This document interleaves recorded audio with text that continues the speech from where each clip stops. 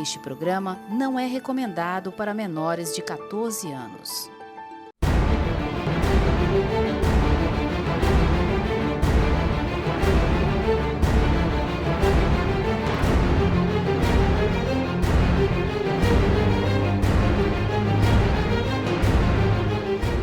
Boa noite a vocês aí de casa, peço licença para entrar na vossa casa.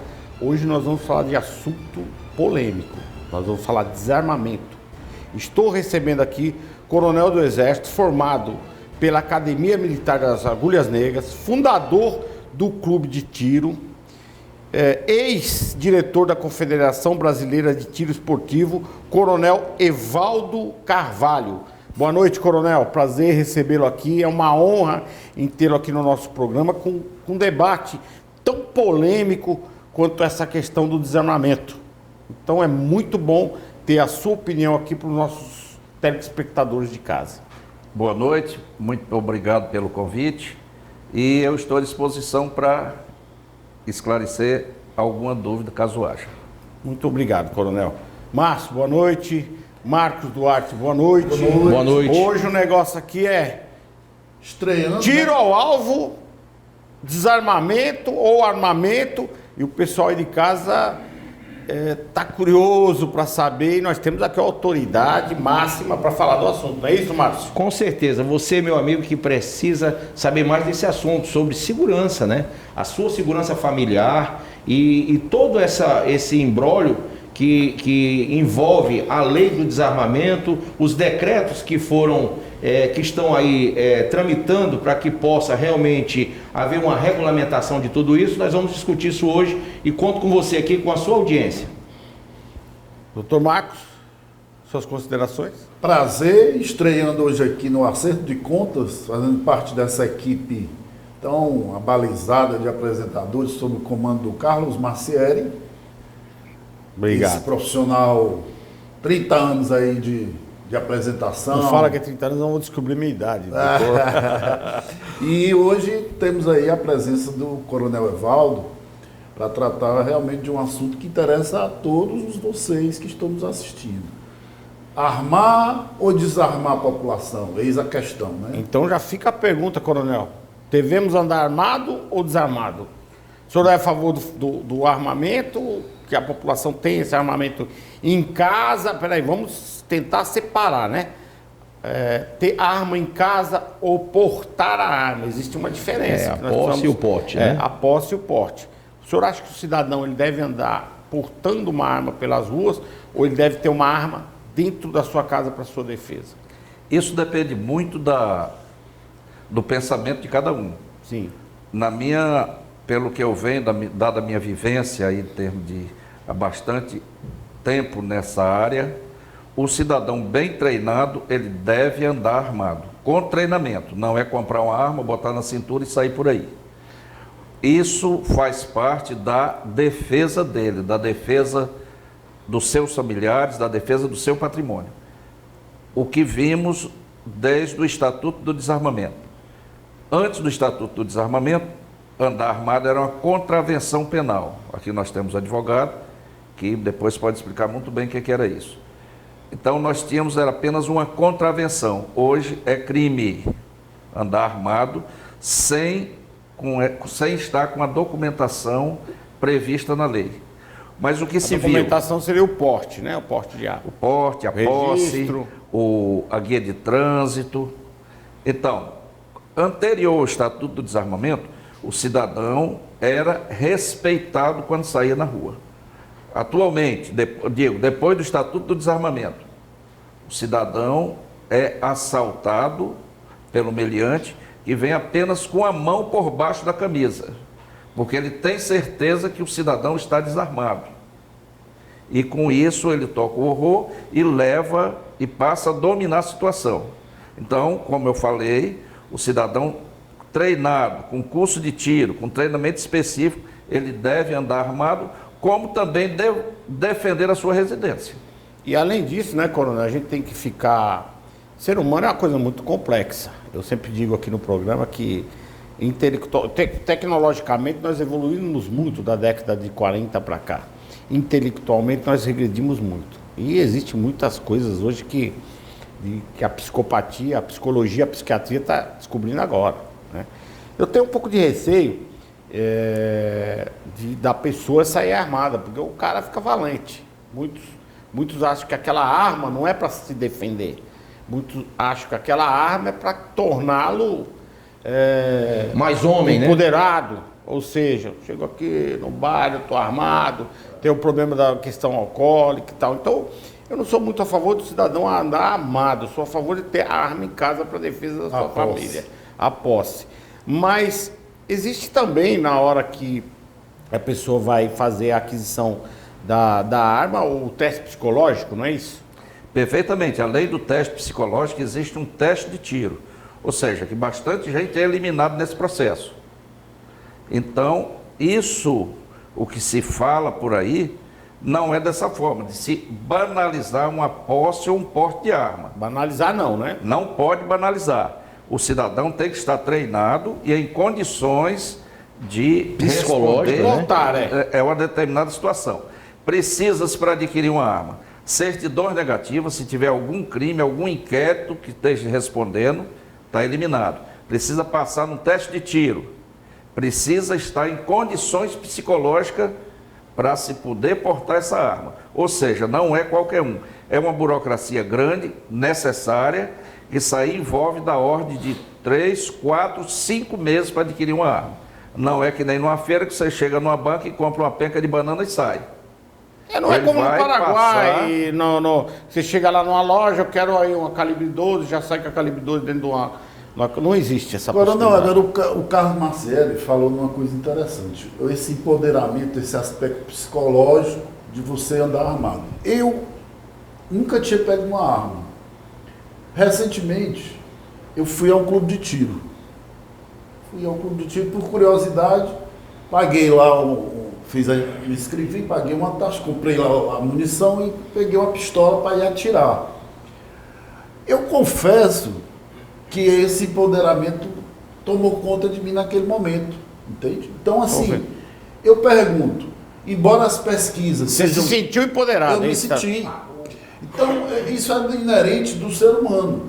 E eu pergunto, Coronel, antes do Lula, quem assinou o Estatuto do Desarmamento foi o Lula em 2003. Antes dele assinar o Estatuto, que entrou em vigor, né, as pesquisas mostram, inclusive pelo IPEA, que é aquele órgão oficial de pesquisa, mostram que as mortes por arma de fogo eram elevadas. E com o Estatuto de Desarmamento, essas mortes caíram assustadoramente, diminuíram com o desarmamento. Ou seja, o que é que a gente conclui?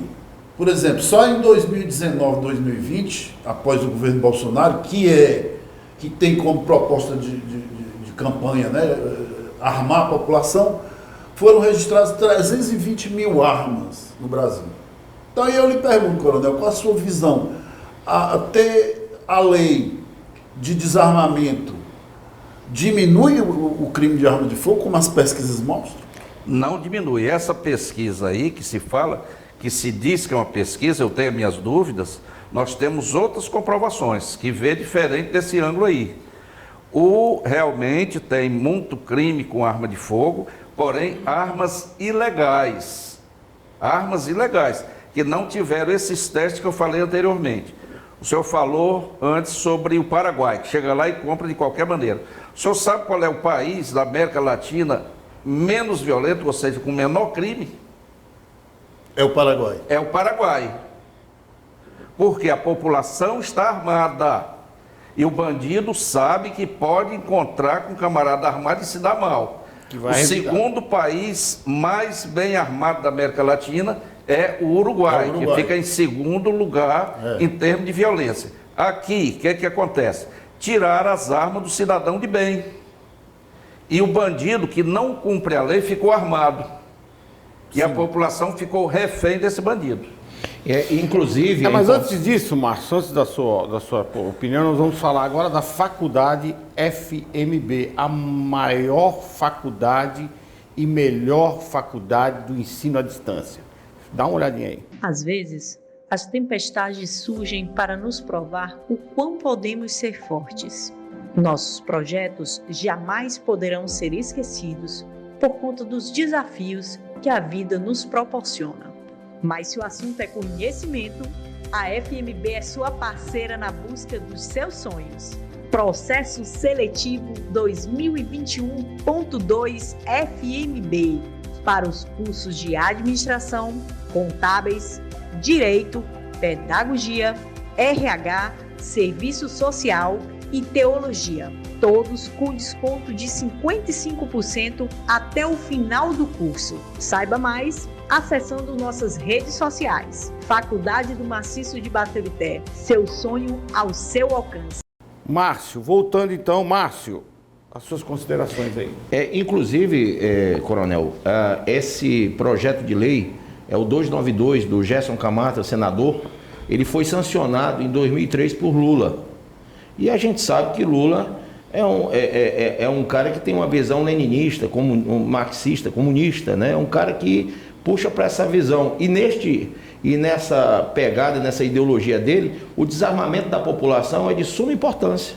Para a perpetuação do poder. Para a perpetuação do poder. Povo Não desarmado é povo indefeso. Exatamente. Eu não acredito que esse projeto de lei e a lei do desarmamento em si, ela entrou em vigor para o bem da sociedade. Como as pesquisas que o coronel acabou de citar, em vários países, países que a população é armada, tem menos índice de morte por revólver.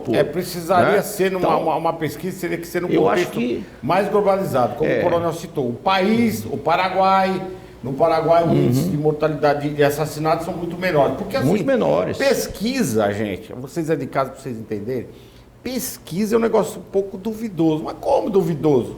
Não, e pesquisa direciona para onde você quer. Por exemplo, eu quero fazer uma pesquisa se o presidente mais votado vai ser o Lula ou o Bolsonaro. Só que eu vou no reduto do Lula ou vou no reduto do Bolsonaro. Obviamente as pesquisas a tendência vai influenciar não. A tendência é total para aquele candidato. Então a gente fazer uma pesquisa. Aqui no Brasil é difícil uma pesquisa séria, né? Não é. A pesquisa é da forma que é feita mesmo. Não é isso. Sempre há, meu ver, na minha visão, sempre há uma tendência ideológica na questão. Não. Sempre quando eles citam, lançam uma pesquisa, tem uma visão ideológica no meio. O Marcelo falou uma coisa interessante. Depende da amostragem que você escolhe. Você escolhe. Né? Teria que ser mais num contexto geral, um plebiscito. Eu acho bacana. Excelente. Um plebiscito. Vamos andar armado ou desarmado? Aí é o plebiscito. É toda uma sociedade de um país que envolve todos os cidadãos, toda a sociedade, votando se quer aquilo ou não. Existe uma suspeita que na época que foi feita a consulta, houve manipulação também na consulta, né? Para que o estatuto fosse não sei se houve manipulação, se não houve. Eu sei que sobre essas urnas aí, eu não sei porque tanta recusa em se auditar esses votos. Eu também não sou. Não sei para que tanta pergunta, nós estamos saindo do assunto. Mas veja bem, voltando aqui para o Estatuto de Desarmamento. A pesquisa, o referendo que houve em 2005... Foi um referendo. A população foi a favor de que pudesse ter a chance de algum dia comprar uma arma. Isso foi 64%. Nenhum presidente até hoje teve uma votação tão expressiva. 64% dos que votaram disseram que não é que eu queira estar armado, mas se algum dia eu precisar estar armado, eu quero ter o direito de poder possuir uma arma legalmente. 64%. E esse direito não foi cumprido. Não foi respeitado. Não foi respeitado. E não é por uma questão ideológica de esquerda. De ideológica. Nós temos Cuba, desarmou a população. Venezuela desarmou a população. China desarmou a população. E vários outros países que desarmaram a população. E hoje estão aí na mão, que nem diz o presidente. O povo armado jamais será escravizado. Isso. Por quê? Porque se respeita uma arma. E temos aí os Estados Unidos como prova disso, né? Nos Estados Unidos. Os Estados Unidos tem, em média, uma arma por habitante. Tivemos um caso aí na Segunda Guerra Mundial que alguém lá do Japão falou assim, não, vamos, os Estados Unidos estão aqui atacando a gente, vamos atacar ele lá. E um falou, disse, olha, nos Estados Unidos nós não podemos mexer porque existe um cidadão por trás de cada árvore com um fuzil. E lá é assim. E lá, as casas não tem muro, a maioria das casas não tem muro. Tem muro, não tem. Você anda, entra numa casa, entra noutra, Aliás, e não tem esse problema. deixa eu fazer um comentário aqui que eu achei. Meu filho mora lá há alguns anos, eu tenho casa lá. E quando eu fui comprar a minha casa lá nos Estados Unidos, todo o sistema imobiliário é interligado. Não existe uma imobiliária específica, Marco, que diz assim, tem que comprar ali na imobiliária tal. Não, eles têm um sistema único.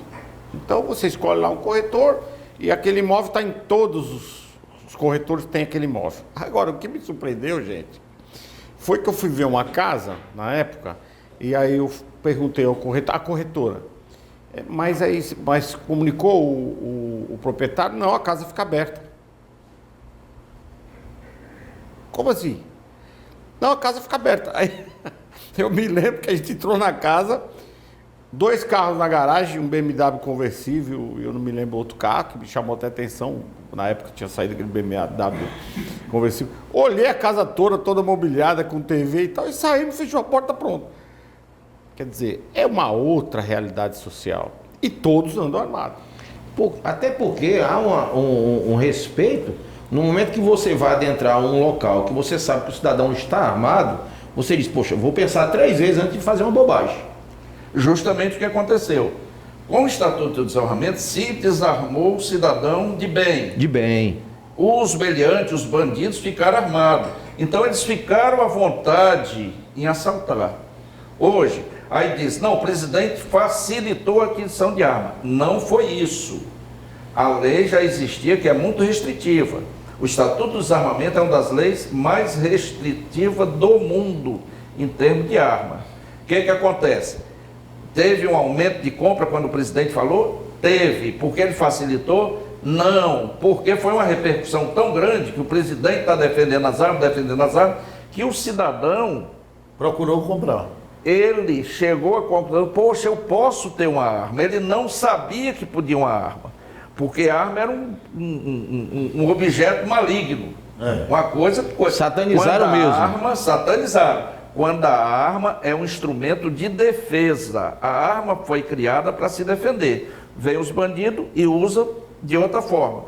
Mas o defeito da coisa não está na arma. Está na maldade de quem usa. Na intenção de quem usa. Tudo é quem está por trás, né, coronel?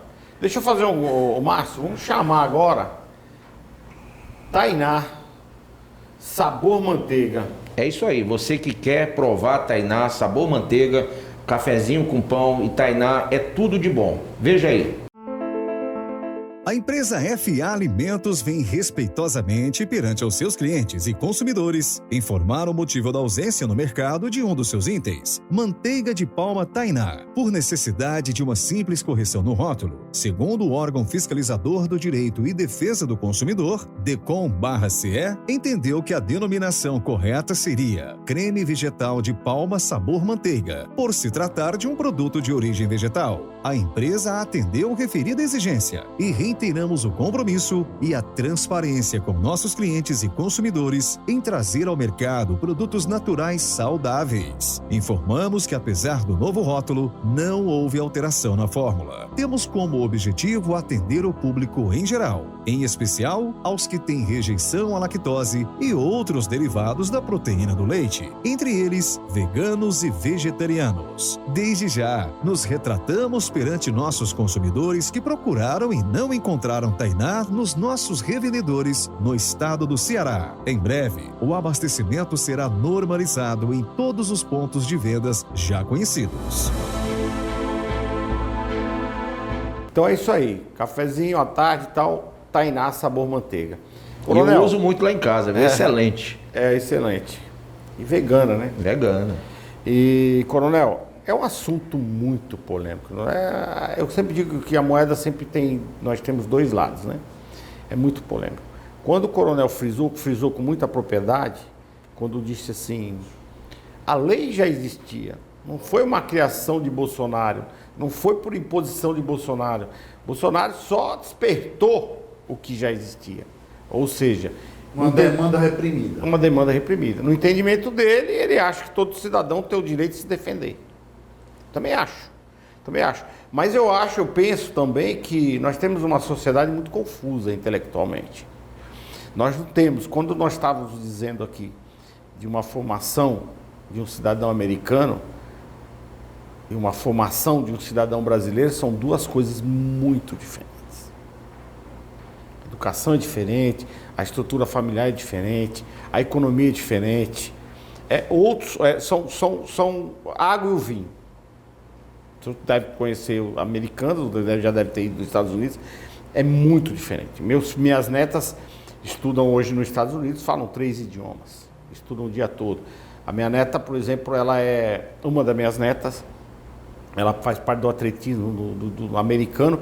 As faculdades disputam para levar ela para a faculdade, porque ela é uma personalidade do atletismo e querem dar bolsa de estudo, pagar isso, pagar aquilo. Nós não temos essa educação no nosso país.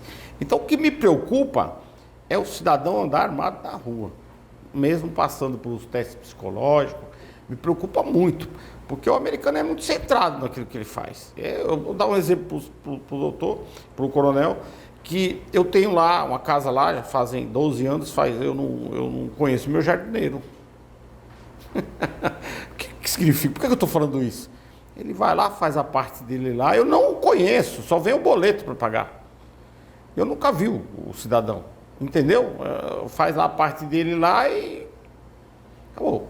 São muito responsáveis, são muito objetivos. O brasileiro às vezes fala, o americano se acha a última Coca-Cola do deserto. Não, eles são. Isso. É um povo que eu admiro.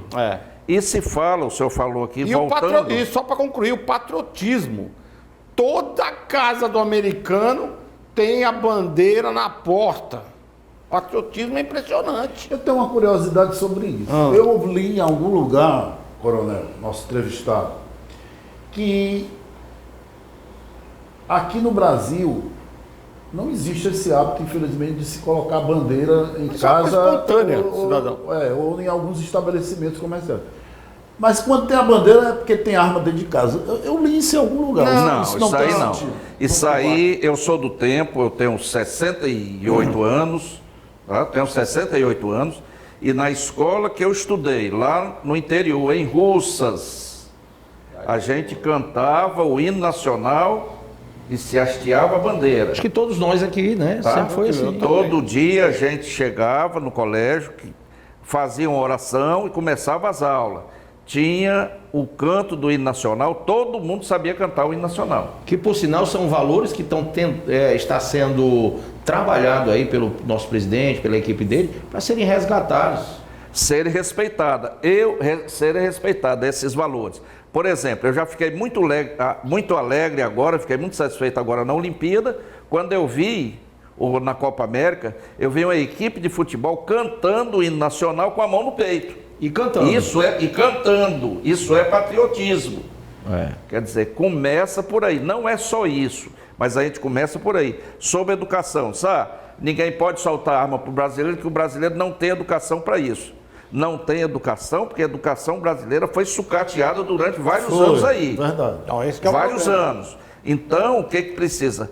Tudo se começa na escola, tudo se começa na educação. Vê o político, quais são os seus projetos? Meu projeto é educação, é segurança, é saúde. Para mim só devia ter um projeto, educação, porque quem tem educação tem saúde e tem segurança. E uma boa educação, né? Só para a gente continuar, nós temos que chamar os nossos colaboradores aqui, né?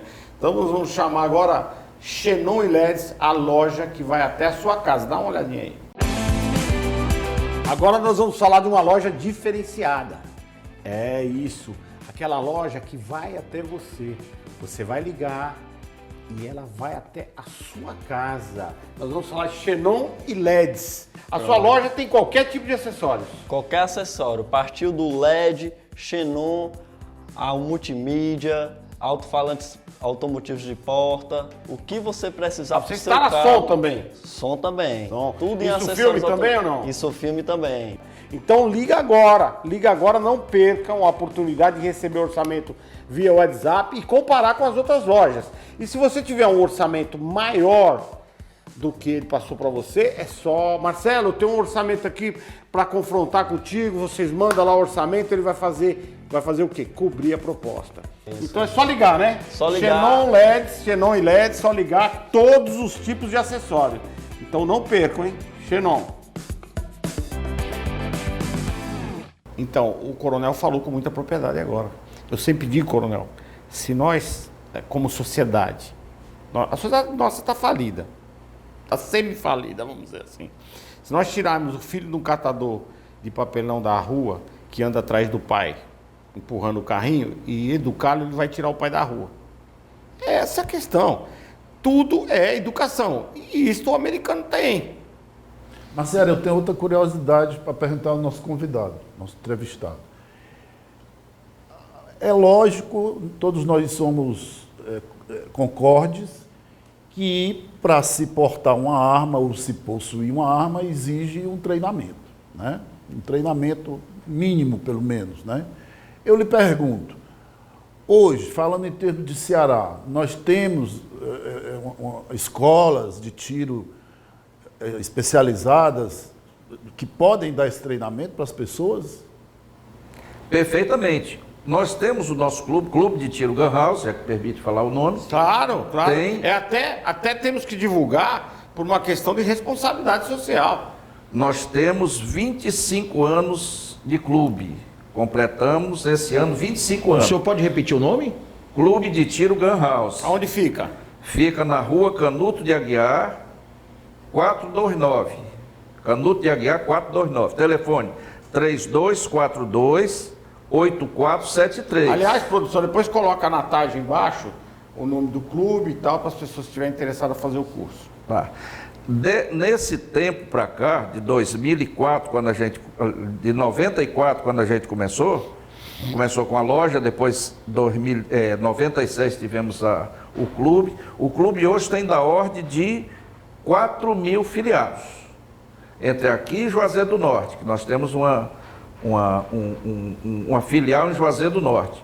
Então, muita gente procura tiro, o esporte do tiro. O esporte do tiro está presente desde a primeira Olimpíada. Em 1896, nós já tivemos o tiro esportivo fazendo parte daquela competição.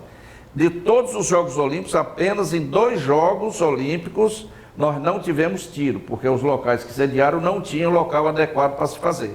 Mas nós tivemos isso. Nós temos a Europa, por exemplo, a Suíça. Suíça, o cidadão serve o exército, termina o serviço militar dele do exército, e ele leva para a casa dele o fuzil dele. Ele tem na sua casa o fuzil.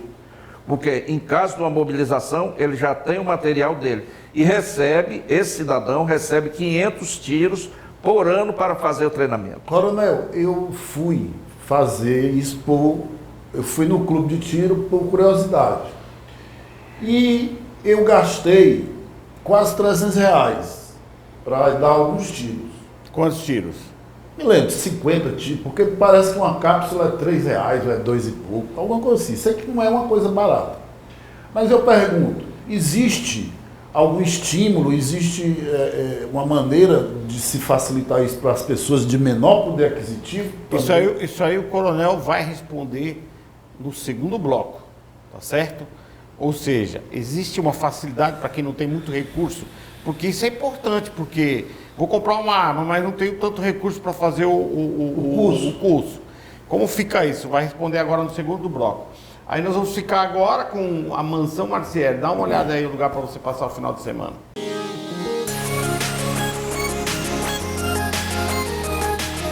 Quer passar um final de semana incrível, luxuoso e praticamente exclusivo aqui no Porto das Dunas? Então você precisa conhecer a Mansão Marcieri. Gente, além de ser praticamente em frente ao Beach Park, você vai ter uma comodidade diferenciada. porque aqui nessa linda e grande mansão são apenas 6 suítes.